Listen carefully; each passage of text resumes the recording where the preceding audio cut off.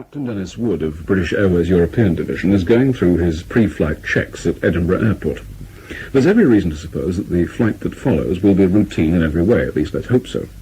But last summer, Captain Wood and his crew had a most non-routine experience as he flew a load of holidaymakers to Portugal on board a Trident.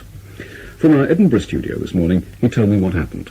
We were proceeding down to Faro in southern Portugal at 29,000 feet.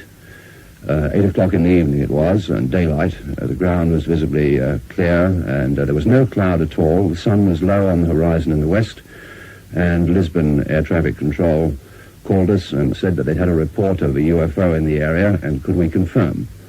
And we looked out of the windows on the right-hand side, looking toward the west, and there was this very large, bright, round object, incredibly bright, white light, emitting its own light, sitting there over the sea. Did it have any apparent motion? No, it was stationary. And have you any idea how far away from you it was, or how big it was? No way of knowing that, in fact, at all. And who saw this from your flight deck? Well, we all saw it straight away, and a TriStar that in fact was above us at 33,000 feet, they saw it as well. I replied to Lisbon Air Traffic Control that we had this object in sight, and they asked me what I thought it was, and I said, I don't know what it is, but I'll tell you what it's not. It's not a balloon, it's not a star, it's not a satellite, and all the usual things, you see. And then what happened? Well, then I said, I think this is worthy of telling the passengers that we've got something rather strange sitting on the starboard side of the airplane, so I made a cabin address to the passengers, and we had about 80 passengers, and I guess at least half of them saw this object.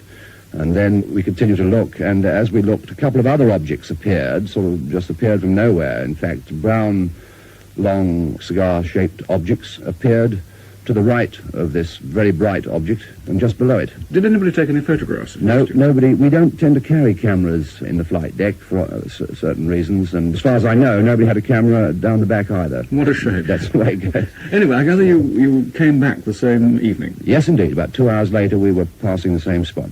And by this time it was dark, so presumably there wasn't much to be seen. Was the bright light still there? No, the bright light had gone, but as we approached the area, I thought I'll turn the radar on, and we were climbing up through about 28,000 feet, going to 31,000 feet, and I tilted the radar up, so there was no way that we were going to get any returns from the ground, and sure enough, at 20 miles, we had two long objects appear on the radar, very clear. These objects would have been, in my view, somewhere around 300 or 400 yards in length. They were very big. Did you get a great deal of ridicule? I ask that because it seems to me that, in a sense, this is a very brave thing to do, to let it all come out, because there is the danger of being ridiculed. Well, I think, you see, if I'd have been on my own, I would have been probably very reluctant indeed. In fact, I certainly wouldn't have said anything about it, you know. But because so many people saw these objects, and the pilots I've spoken to have been very fair. They've known me for many years, most of them, and they know I don't see things. And my sole purpose really would be to find somebody who perhaps could explain it. I've spoken to a number of people, and they've suggested the usual things, like balloons, certain kinds of cloud formation, satellites, and so on. But, you know, we've been flying a long time, and it was none of these things. So I'd be very happy if somebody could explain it to me. Captain Dennis Wood of British Airways.